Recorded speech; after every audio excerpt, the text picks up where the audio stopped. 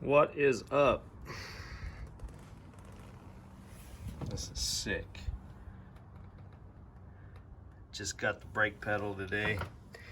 Had to take this back off, loosen the heat shield, get the old brake pedal off, brake lever. And then this new one just goes right on. That looks killer though.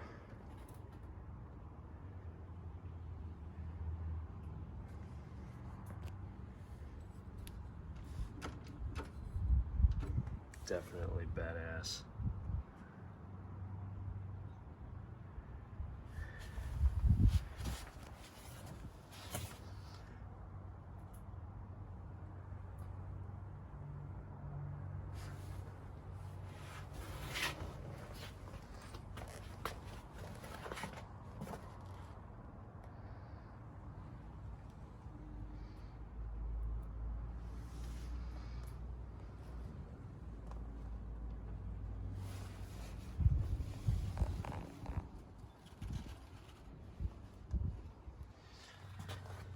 Easy install, like a quarter of the weight of the original